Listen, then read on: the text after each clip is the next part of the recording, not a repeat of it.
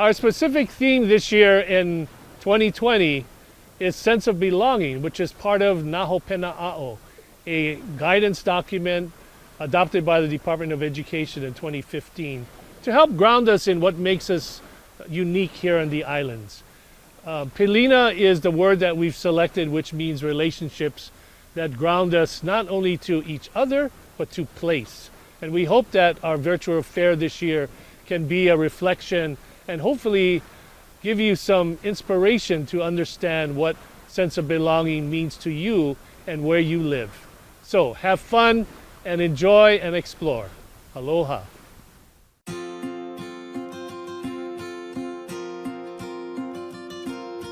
Aloha, my name is Kaylin Drake, founder and CEO of Ke Kualoha God is Love Foundation. Now, what does the word belonging mean? To me, belonging means two things. One, time, and two, purpose. Time is your past, present, and your future, and every second and minute in between. And purpose. What are your purposes in life? Is it to be a star, a singer, a dancer, the best athlete in the world? Is it to be a leader in your community, a role model, a team captain? Or is it to make the world a better place? Whatever it may be, remember that it is very important. So remember where you've come from, your past, a place, your family. Remember where you are right now. And remember your purposes in life, because that will bring you to your future. And that is where you belong. God bless. What does belonging mean to me? It's very simple. Belonging means that every single thing has a purpose and has a value. From the very smallest microorganism to the tallest mountain, everything has a purpose and everything needs to work together for things to be right. And that goes for you as well. Every single person on this earth has a value. We are all somebody's son or somebody's daughter, and every single person has a tremendous value and belongs here. That's what it means to me. And that's a good message for people to realize that we should work towards understanding one another, to teach people about tolerance, about compassion, about instead of focusing on what sets us apart and what different thoughts that we have, to instead focus on what we can actually agree upon. And if we can do that, if we can teach our kids a different way of disagreeing with one another and instead flipping it where they can look at what it is that they agree upon, look, I think we'll be able to solve a lot of the conflicts and we'll be able to bring people back together again. So what does belonging mean to me? It means that you belong right here with all of us. Thank you so much.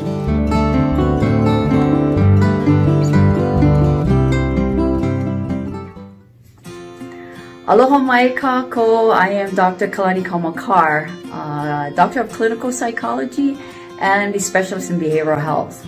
I'm going to share a little bit about Pilina, the sense of belonging and relationship. What is belonging? So belonging is feeling accepted, like you belong to or connected to a group or with someone or a place, right? So this sense of belonging is that feeling of you belong somewhere, that you're accepted, one for who you are, and that you feel this sense of I matter, right? There's self-worth, that you are valued and important. So this sense of belonging and this sense of relationship, the value of relationship between you and a person, or you and a group, you and a place, provides for one's emotional, spiritual, psychological health and well-being. When one does not feel like they belong, oftentimes you feel alone, isolated, disconnected, unattached. Suka Pilina is generally that sense of relationship and the importance of relationship and the sense of belonging, knowing that you are being accepted for who you are, where you come from, and respected. I hope that you have this sense of belonging of wherever you may be. Aloha, ahuiho. A sense of belonging. You know, that is a subject that is a great fireplace, or sit around the fire camp or whatever, you know, on the beach with kupuna, in a circle, and everybody share their mana'o. You know, sense of belonging. I believe almost every human being encounters that, you know, a sense of belonging, and because everybody wants to be a part of something. Let's put it in a nutshell. I had what you call the small man syndrome, because I had some big cousins, and so it made me want to belong to that fraternity, or that older cousins, because they were like the stars of the football team, the baseball team, you know, and volleyball, whatever, they're basketball, and I wanted to mimic them. I wanted to be like that, but I had to work at it. It didn't come natural for me. So sports, I accomplished goals. I was the captain of all the teams. It meant a lot to me because leading became a part of me. And Grandpa's words to me was always lead by example, you know. So play hard and inspire others. That's what it did. And then what happened is my career took off. Right place, right time, but you have to earn that place. You have to earn it, you know. And one thing led to another, and it became my life. And so today I'm still part of the music scene, but in a whole different capacity. I just love to write and arrange.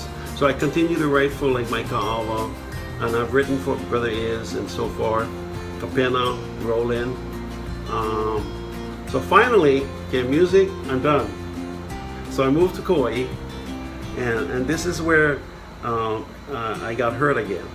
You know, so on the second week I moved here, a gentleman told me, and he was a Hawaiian person, and he said to me, he called, "Hey, alien!"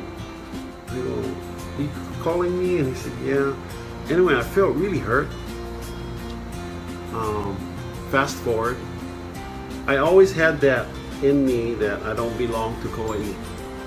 Really important. This is the most important part. Until I got this position as director, executive director at Kauai Museum. It was in God's plan. I believe that, and for me, it's a privilege to learn the history, to work with the artifact antiquities here. Every little artifact has a story, you know, like the ko'i. You look at a ko'i or the ads and you say, wow,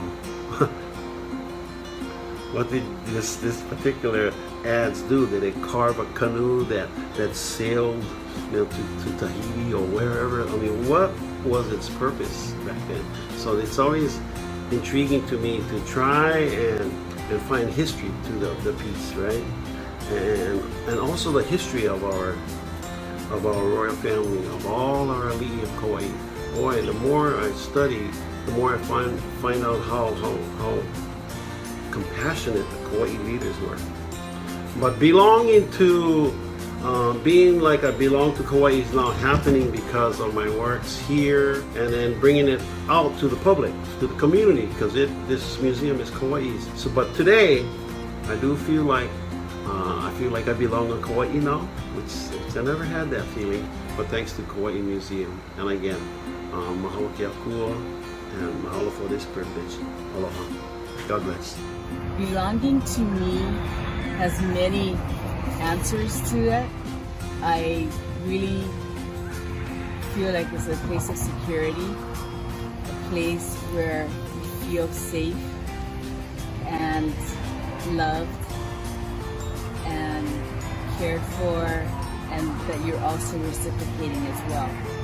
So it's a healthy relationship, belonging. And it's also, belonging can be places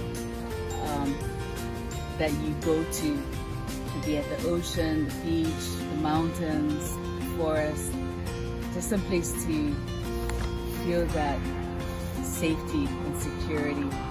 And the most important one to me is God and having a safe place. And there's a scripture that talks about it. It says that that there's a secret dwelling place in the Most High, and we are like under His wings of security. And so that's where I find my most guaranteed safe belonging place, is in the shadow of the Almighty. Both of us have seen and worked with people that don't feel like they belong. So we're here in beautiful Anahola, and God provided, just like what Kule had said, God provided this incredible place that people can come and feel that they belong to something important.